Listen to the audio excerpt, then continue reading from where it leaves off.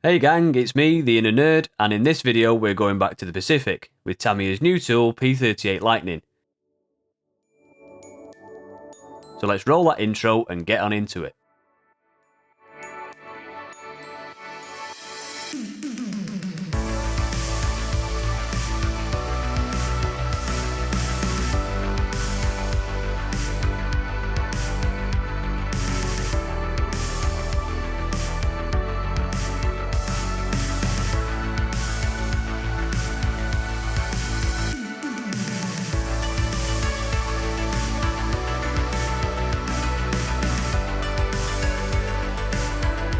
This is a brand new release from Tamiya as of 2019, and the first thing I'm glad to see is a full coloured A3 print for the decal schemes, not something you see on Tamiya kits of old.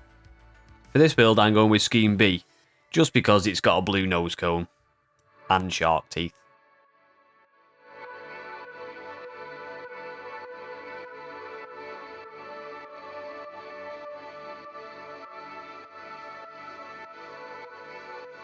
We start with the cockpit like with the majority of aircraft kits, and this is already evident that this build is going to be a breeze. The fit of every single part is so well designed that once it's finished there are barely any seams. The detail in the moulding is excellent as well, even down to the switches on this part on the instrument panel. I did some minor detailing on the pedals by drilling out the punch holes. I then cleaned away the excess plastic with some extra thin glue to neaten up each hole.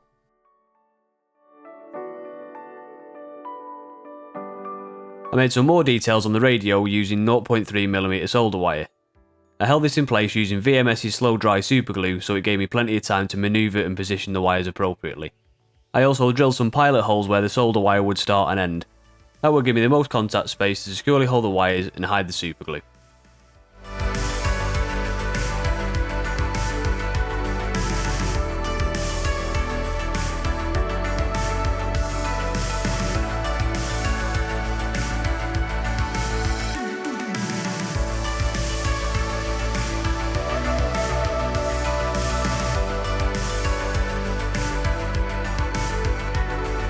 Recently I've had a lot of people asking me what tweezers these are, so it's a perfect time to tell you. They're from Mr. Hobby and they're called Mr. Bevel. The item number is MT204, but if you look in the description I've popped a link for them down there.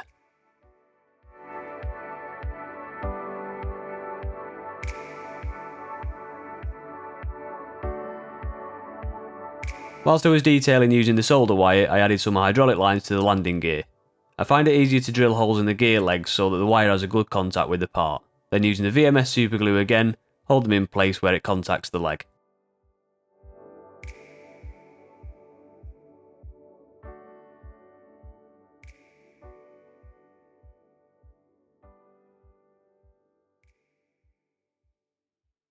Each wheel has a positioning notch which aligns with the landing gear leg. To make it easier for painting I like to drill a hole at the bottom of the wheel so I can insert a toothpick so that the part can be spun around. To do this I dry fit the wheels to the leg to get the bottom dead centre and then drilled out the hole.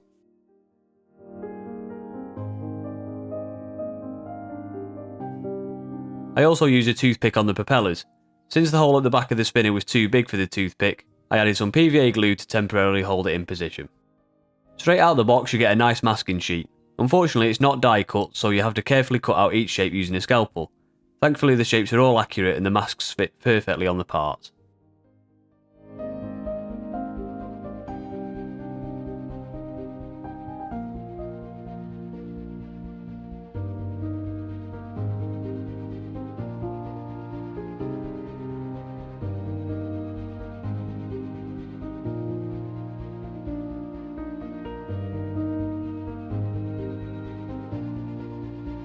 Since I'm going to build this one with the canopy open, I needed to mask the inside too.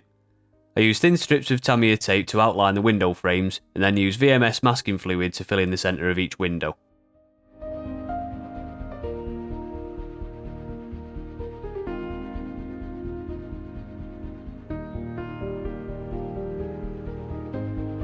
With each sub-assembly ready to be painted, I primed them with Mission Models black primer. At this stage I like to cover everything that's going to be painted separately in primer as well. This means the entire cockpit, landing gear and propellers.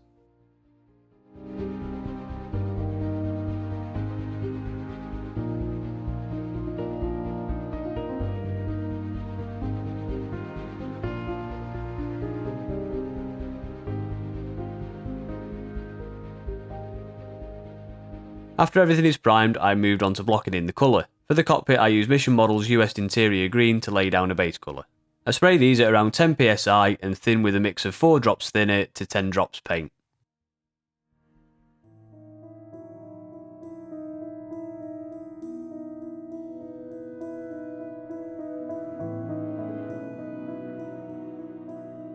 With the base colour laid down, it was time to move on to detailing by hand. Again, this is just to block colours in so that we can do further detailing and weathering later on.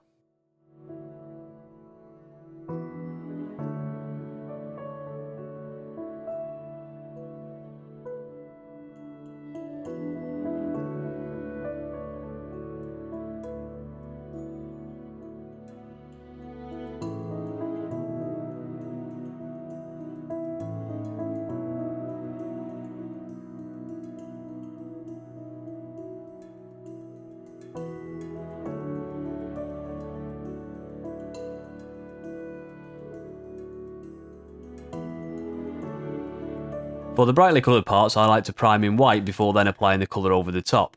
I do this for switches and levers which are often coloured bright red or yellow, which doesn't work well over the green base coat.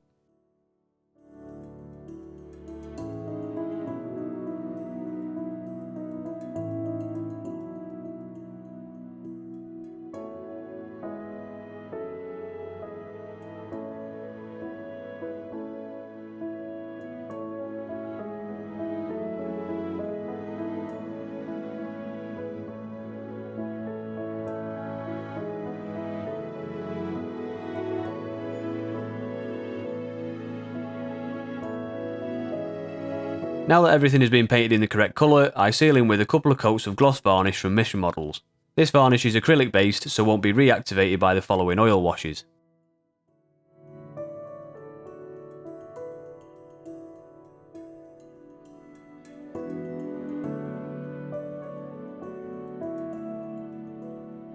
I don't normally like to use the dial decals since they're typically not very good. These were an exception though, so I went ahead and applied them straight to the instrument panel. Since there are so many details underneath this decal, I used Tamiya Mark Fit Strong to make sure the decal conformed to all the shape underneath. I noticed that there are a few placard decals missing from the radio, so I used some aftermarket stencils from NEZ to add these in for a bit more detail.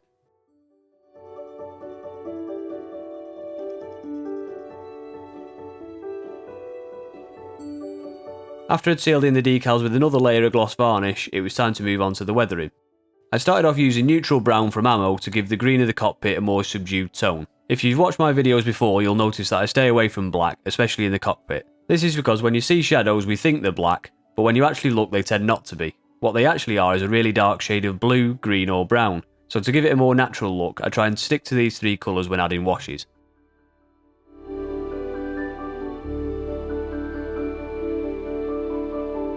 As this aircraft was based in the Pacific, I was working on an overall dusty effect. To include this in the cockpit, I used a neutral wash from ammo to highlight the darker parts of the cockpit, as well as bring in a dusty colour.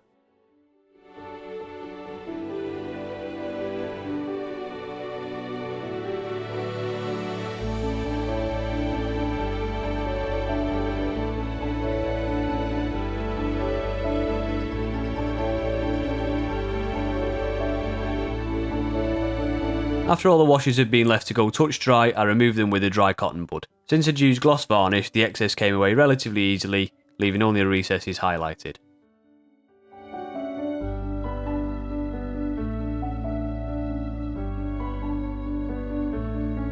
To unify the final paint finish in the cockpit, I used an acrylic semi-gloss varnish.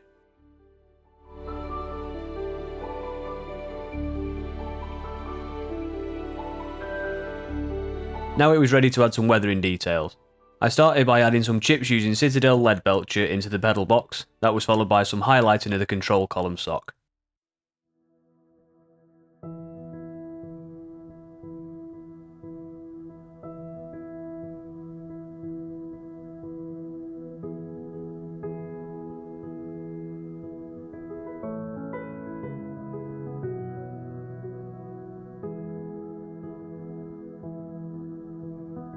To get a bit more dust in there, I use VMS sand pigment to add to the cockpit floor.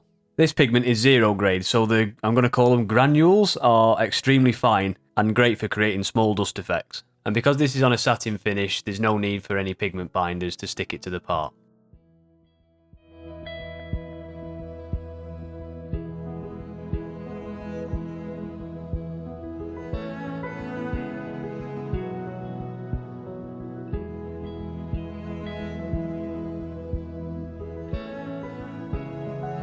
The final detail to add was the lenses and the instrument dials.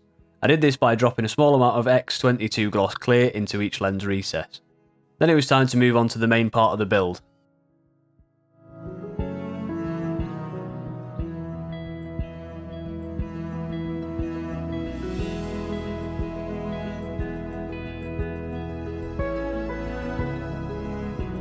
Since this model's going to be a tail sitter, Tamiya supply us with some nice silver balls. The balls are located in the nose and engine nacelles, and to secure them in using VMS superglue.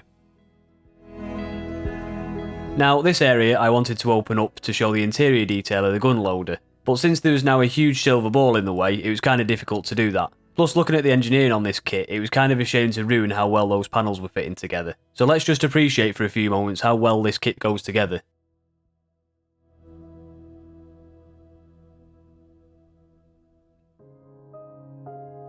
Would you look at that? Ooh. Oof.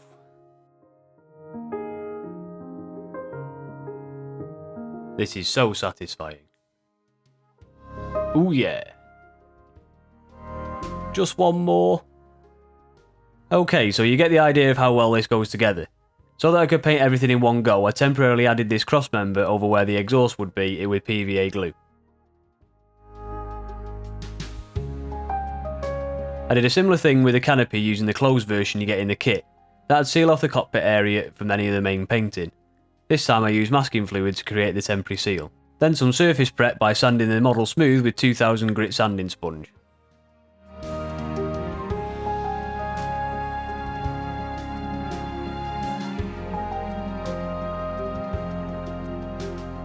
Since there's some complex joins, especially around the main fuselage bubble, I primed those areas with Mission Model's grey primer to highlight any defects. By priming the model in areas, it helps highlight any issues that you can't see on the bare plastic before you move on to the main painting, and then it'll be too late.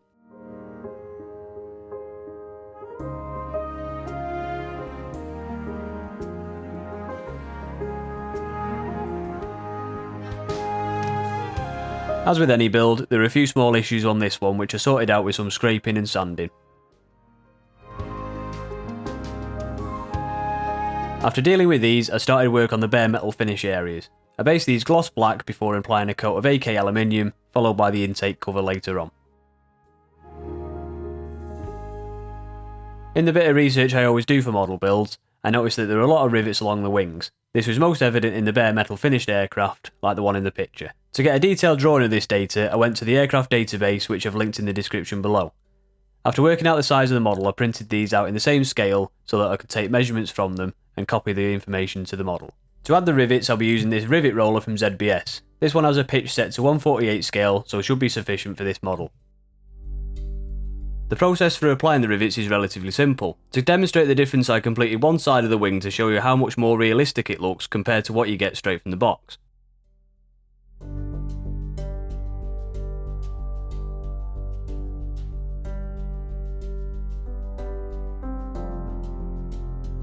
Instead of taking the time to draw lines all over the model, I used electrical tape as a guide, and then I could run the rivet maker along it.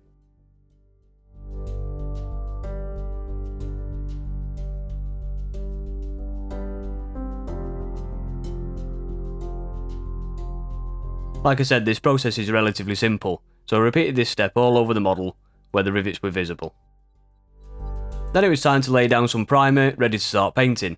I used Mission Model's black primer with their own branded thinner on a 4 drops thinner for every 10 drops of paint.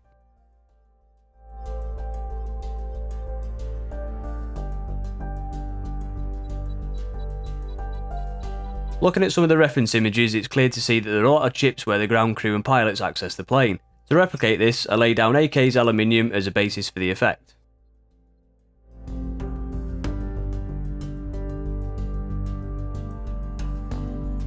Next I used some chipping fluid, this one's by Ammo, to allow the following coats of paint to be removed and reveal the silver below. I applied 3 layers of chipping fluid, letting it dry completely between coats, followed by a good coat of US Army khaki drab.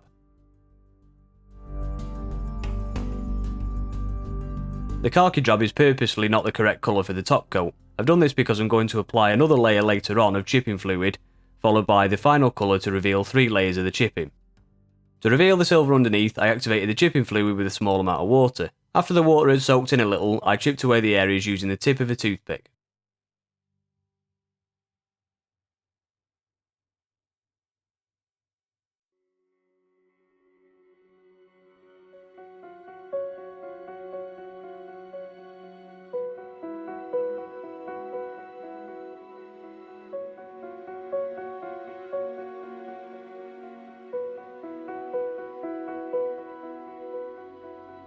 Then it was back to 1 layer of chipping fluid as I mentioned before, ready for a top coat of US Air Force olive drab.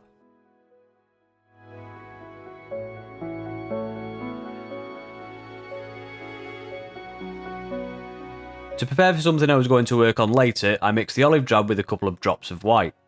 This was obviously going to lighten the green, which I needed to do in order to replicate the transport tape effect that appears along the panel lines on this particular aircraft.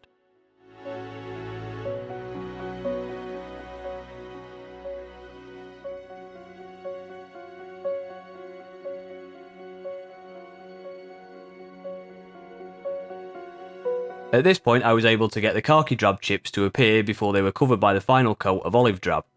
To do this I repeated the process of the chipping by activating the fluid with water and then carefully removing with a toothpick.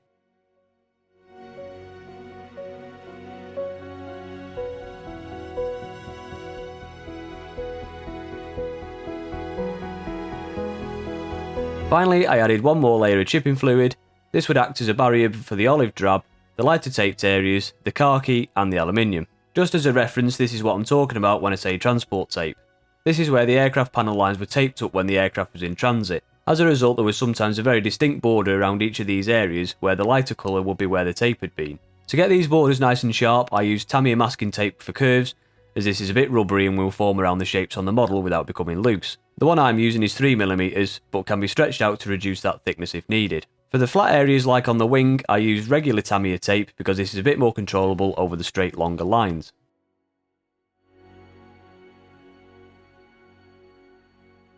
Finally, it was time to add the finishing colour of US Air Force olive drab from mission models. This colour is applied evenly over the entire model to get everything uniformly olive drab.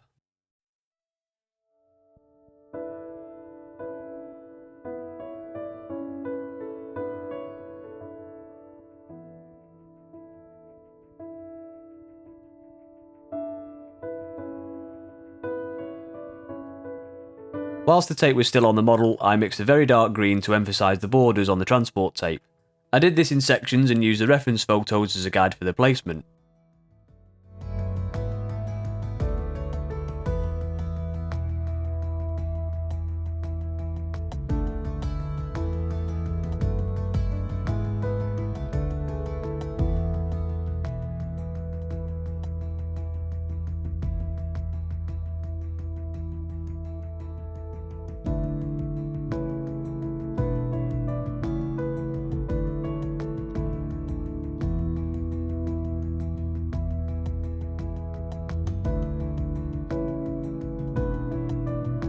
With the tape removed, I once again reactivated the chipping fluid with water to reveal the khaki drab and aluminium underneath.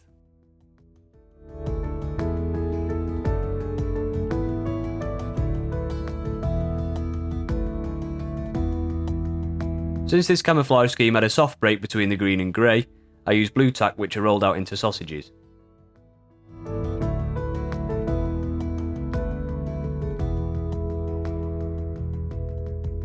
I don't own a neutral grey, so I mixed one myself using medium sea grey and a couple of drops of light blue. This grey is a slightly lighter colour than the neutral grey to imitate the transport tape I'll be showing later on.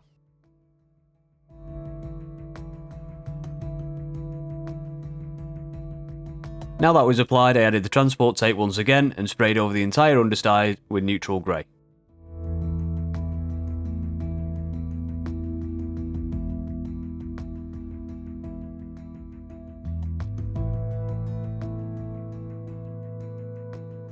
To create some darkness around the panel lines, I kept within the boundary of each panel. Once this was complete, I sprayed in an even pattern to blend the underside all together.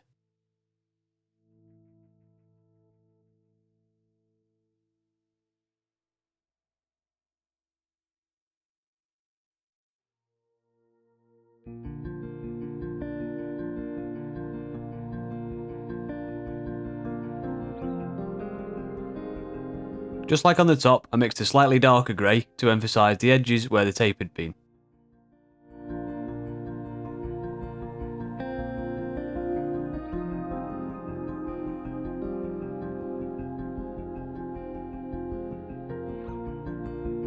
Even though I masked off the green areas, there was still some overspray from the grey. To sharpen up the edge, I freehand sprayed a very thin mix of Mission Models olive drab back over the split line.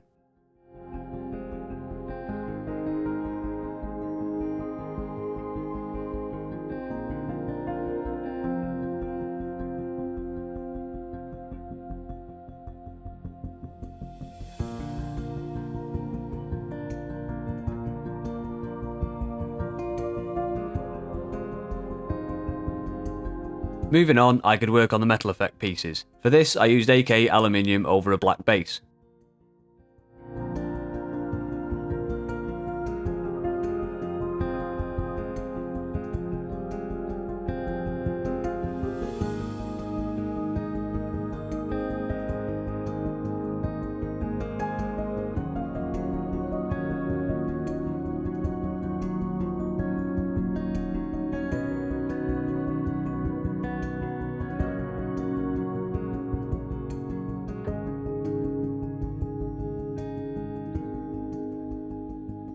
The majority of the parts were sprayed aluminium, but to get some contrast in some of the hydraulic lines, I used titanium as well.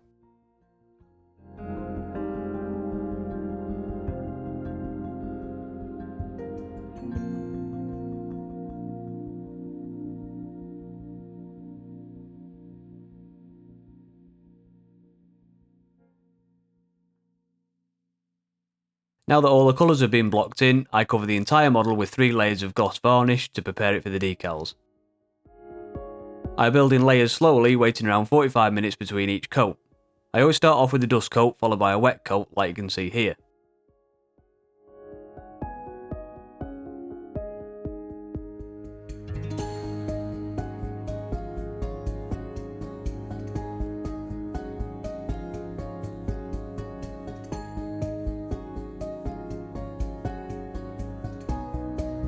To help me apply the decals, I use VMS Decal Set and Soften.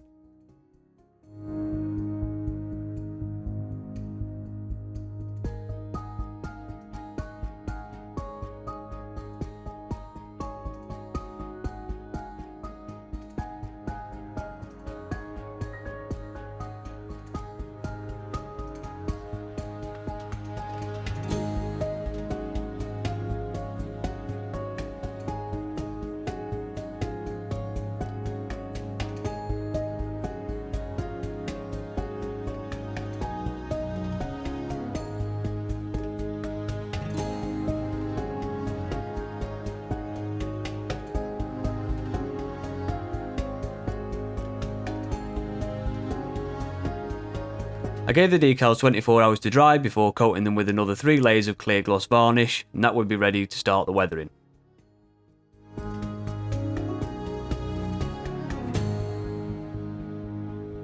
The decals produce a witness which shows through the varnish coats. To get rid of this, I use 2000 and 3000 grit sanding sponges to flat down the surface until it's smooth.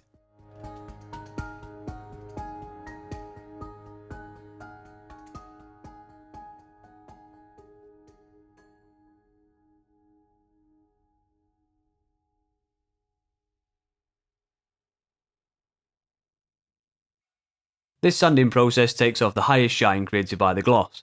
For me this is a good thing because this will help the oil washes stick to the model, whereas a gloss coat, the oils would wipe off too easily.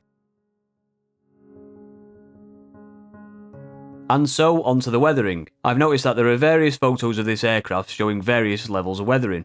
I'm going to go with a medium approach on this one, which will mainly replicate the dust as it's based in the Pacific. One of the first things I like to do is add an oil wash, which will tint the entire airframe.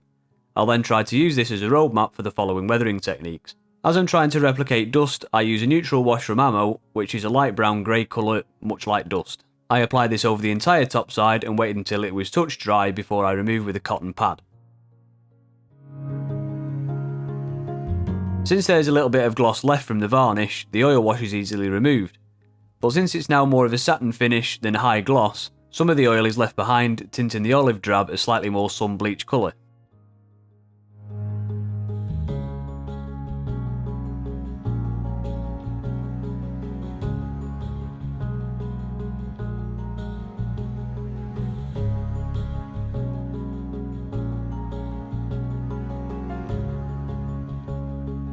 For some this might be enough weathering, but for me I wanted to take it a little bit further.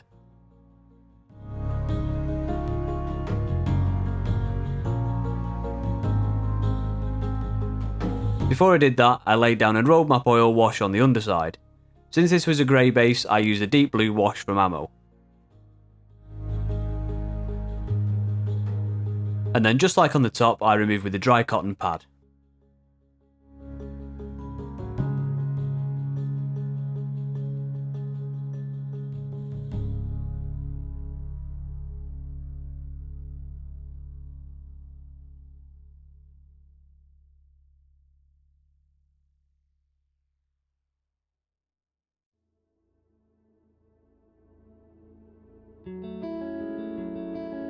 To start bringing in some dusty colours on the underside, I use a neutral wash again on some panels closest to the ground.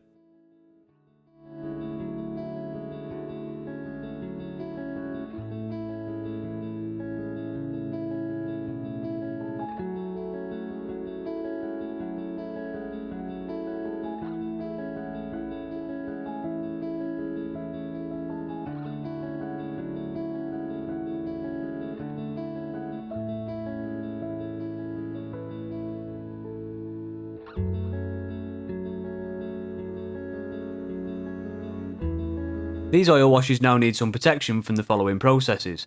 I'll seal them in with Mission Models matte varnish, ready for the next step.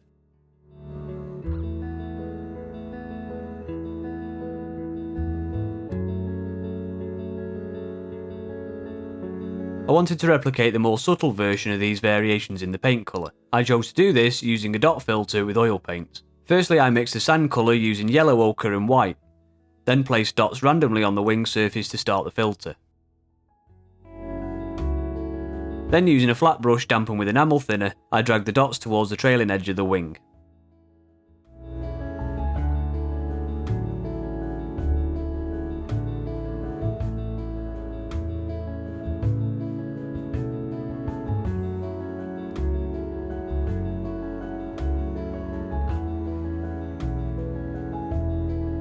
Repeating this process slowly and carefully will allow the dots to be blended into the background paint.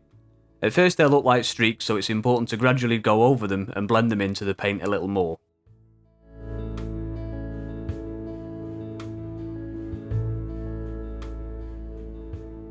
On this pass I added a little bit too much sand colour. I brought some green back into the mix using some olive green oil paint and carefully placed the dots where the sandy colour was slightly too thick. And then by repeating the exact same process, I blended this colour into the paintwork too. The dot filter had successfully created a more sun-bleached look, but now it seems to appear quite flat and too bright for the effect I was trying to replicate. To bring in darker tones I used industrial earth and some darker greens to increase the contrast.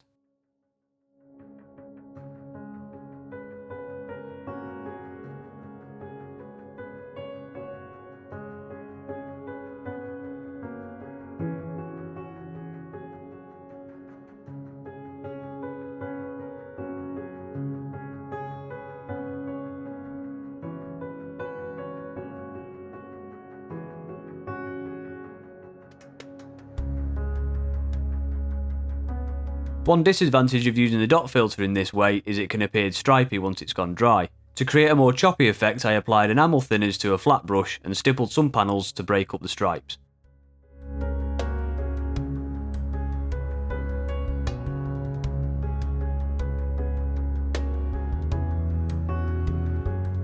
An easier way to get the stipple effect is to use a flat brush immediately after blending in the dot filter. This way you can use the thinners while they are still wet to break up the stripes.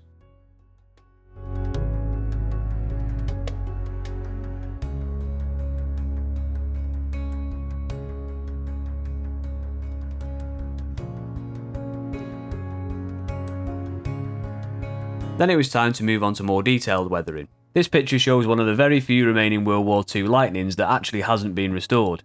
You can clearly see, especially on the leading edges, that the base coat of the olive drab is starting to show through. To replicate this worn effect, I used burnt sienna oil paint to pick out the areas that had started to wear through. I applied this straight onto the model without any thinning in some areas, but in others I applied with a little bit of enamel thinner.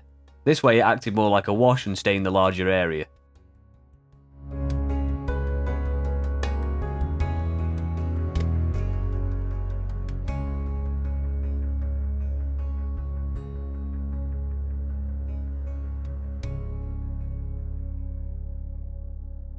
Once that had gone dry, I went back over to dissipate the oil with a brush dampened with enamel thinner. At this point it looks really intense, but as it dries off, it nicely fades into the background paint.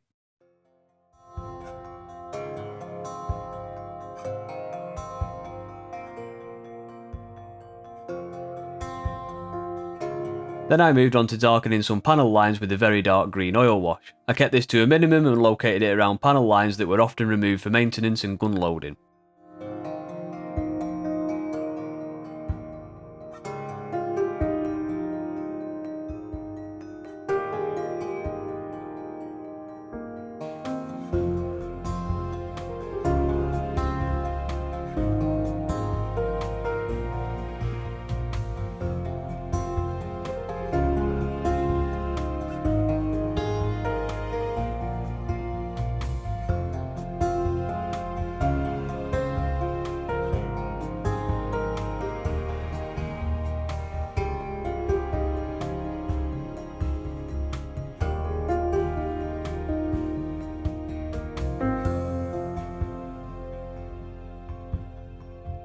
The guns were based in a dark grey, and then I used Ammo's Gunmetal pigment to create a slight shine on the barrels.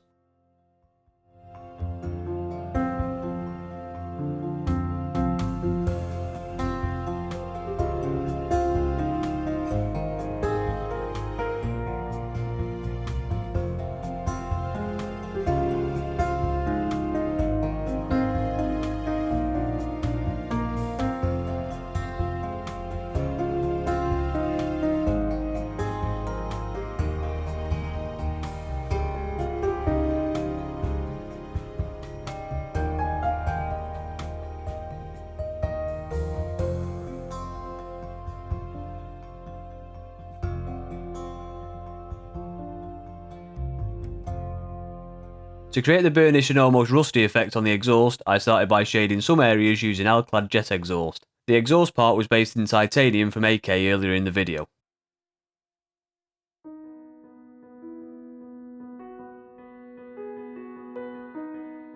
Next up I used VMS-Track brown and rust pigments to apply red-brown colours of the scorched exhaust. I started with the track brown as it was the darkest and applied it to the areas relative to the reference photo.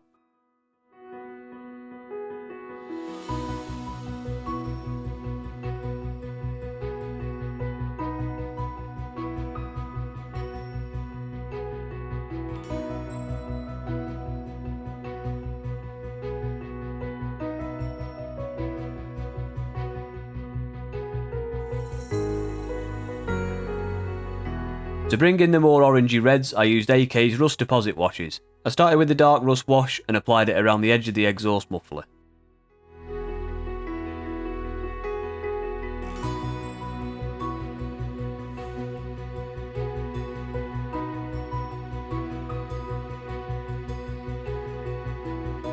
These washes dry very differently to how you apply them, so I blended it in slightly with a brush dampened with enamel thinner to get rid of the hot spots the washes leave behind.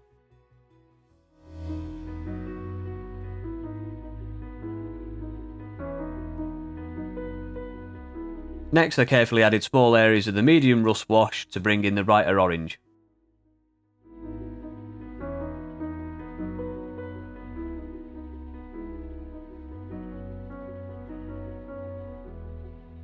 Once this was touch dry, I used a dry cotton bud to soften and blend the washes and create a dark burnished effect.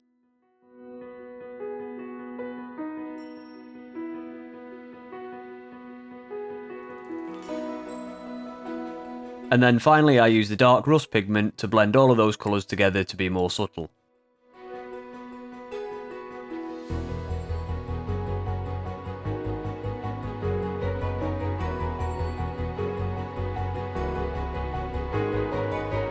Lastly, and one of the only times I'll use a black wash, is to pick out the louvres on the exhaust and apply it in the centre of the part. Since I'd done a lot of work with the rust tones, I'd covered up most of the titanium base. To bring the metal effect back onto the part, I lightly applied some gunmetal pigment over the raised details, almost like a dry brushing technique. With the exhaust finished, I could apply them to the booms. I removed the parts that I temporarily fixed with PVA glue before, to insert the engine in the correct positions.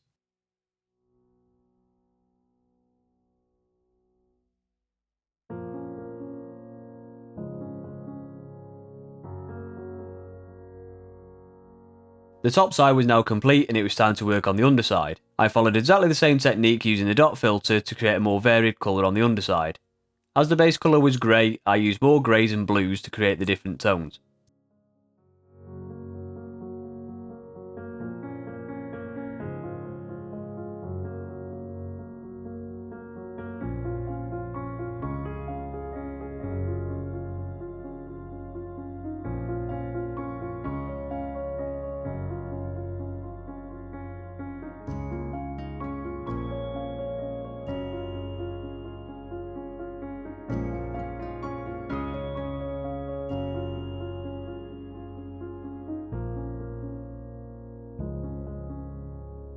I created some oil streaks from the engine bay using a thin line of industrial earth oil paint. This was then streaked using the flat brush, which was dampened with enamel thinner.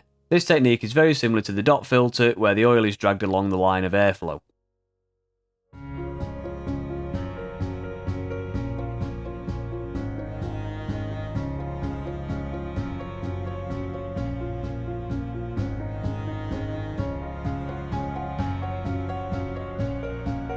More industrial earth oil colour was used to replicate oil spills and fuel leaks around the filling caps. I applied these in small amounts so that they didn't drown out the detail.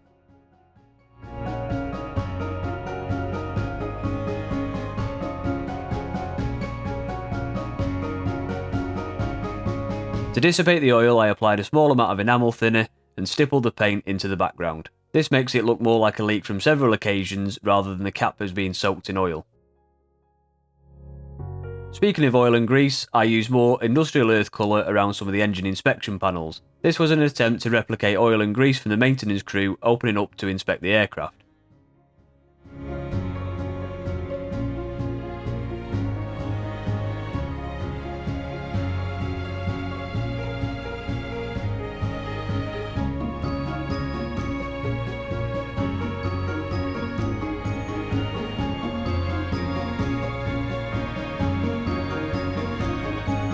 Some of the pictures I was looking at showed some quite heavy exhaust staining along the length of the boom. To copy this effect, I applied some heavily thinned medium sea grey as a base. I used a mottling technique to create a very uneven pattern which varied in thickness to mimic the almost sun bleaching effect of the soot. Some pictures I'd seen showed this effect as really heavy, but I didn't want to go quite that far, so I kept it reasonably subtle.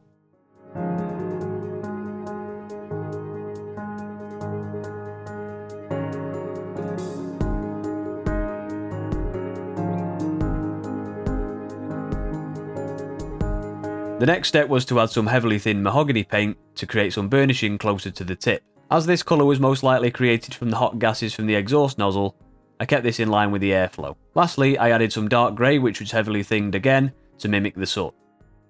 To get some really dark soot texture into the effect, I used black pigment from VMS and applied it carefully around the exhaust tip.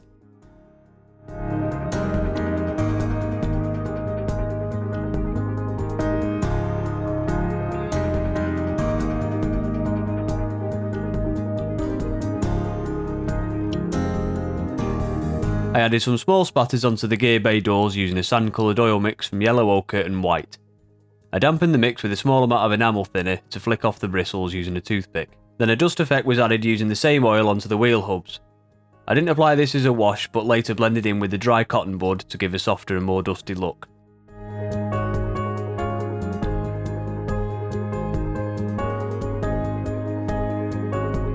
To create the dust on the tyres, I used VMS sand pigment from before and applied this sparingly around the tread of the tyre.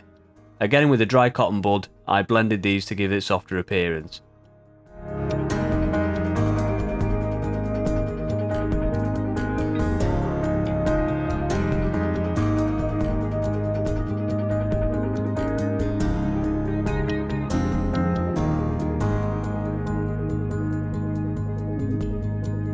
Moving on to the propeller, I based the tips and spinner in white. The white base coat helps with the brighter colours like yellow and blue to become fuller compared to a grey or black base coat. I thought that the sky blue on its own would be a little bit too stark, so I mixed some royal blue in there as well to darken it down slightly.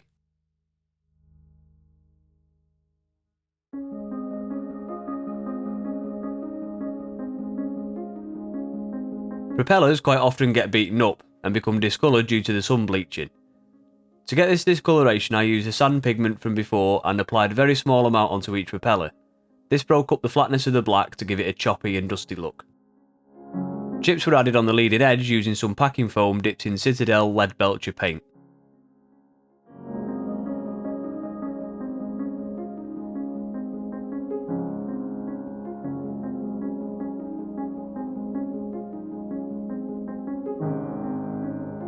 Looking at this photo in particular, I noticed that the walkway areas across the wing appeared to be more glossy than the rest of the aircraft. I assumed that this was because they have high traffic from the crew, so the top coat had been worn away, almost like an old cobbled street. To try and replicate this, I used my homemade splatter mask, which is cut from kitchen scouring pad, and applied a heavily thin mix of gloss varnish through it.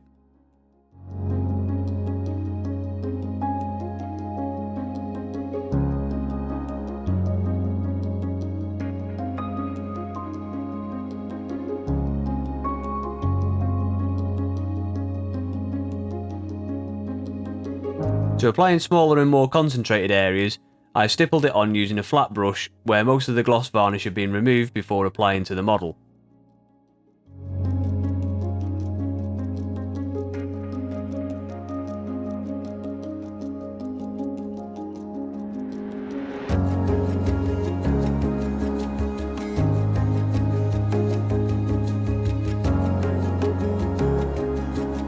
Now we're almost there, it's time for the final assembly. I complete the final assembly using VMS superglue, both extra thin and slow dry. The slow dry superglue is particularly good for larger parts or ones that need a little more control to locate, so I use this one mainly for landing gear and the doors.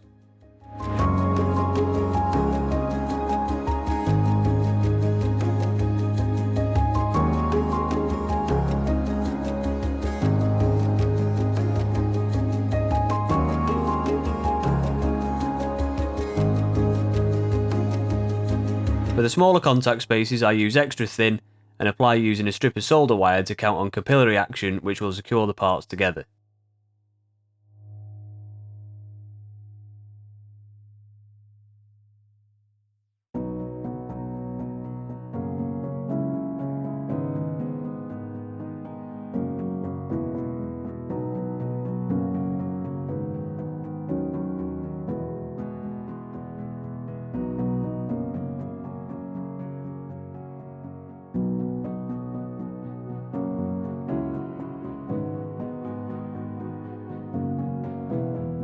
As the model was coming together, I wanted to add a little more weathering.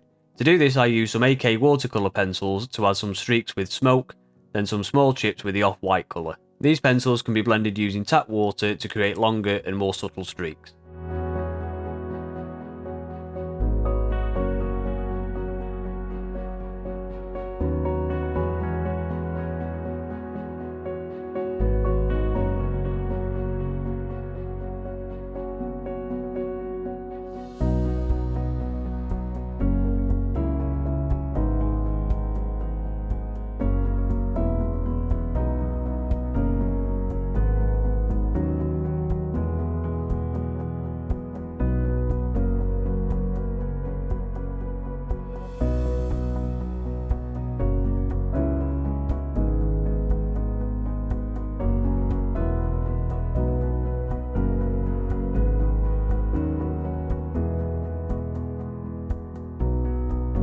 One of the finishing touches to the assembly was the radio wire. I drilled a small hole in the roof of the cockpit glass to feed some finishing line through. That was held in place with the extra thin superglue and formed a loop for longer lengths to be fed through.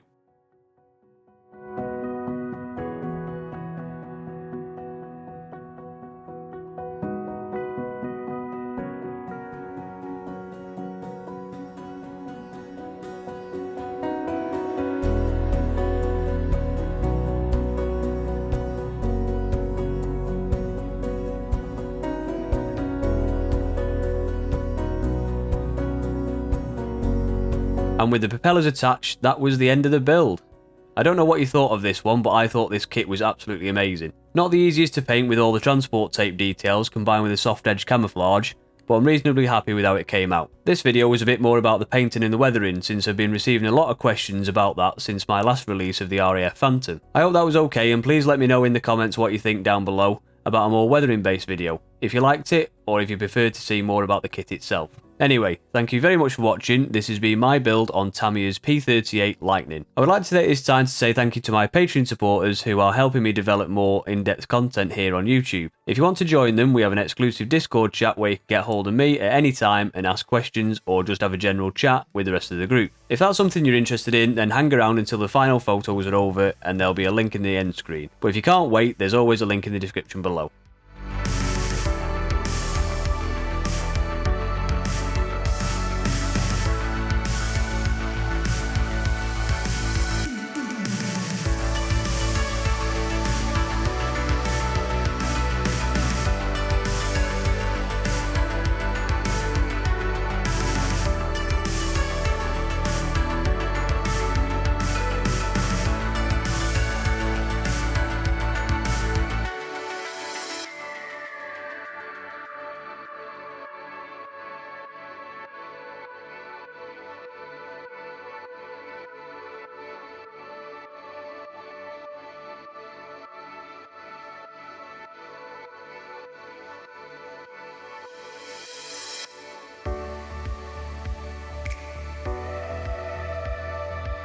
If you enjoyed this video, give me a like and subscribe to see my latest uploads. If you want to support my channel, go visit the Patreon page which is linked at the top of the screen, or jump into more videos like this through one of my playlists, and see some behind the scenes on my Instagram, The.Inner.NerdYT.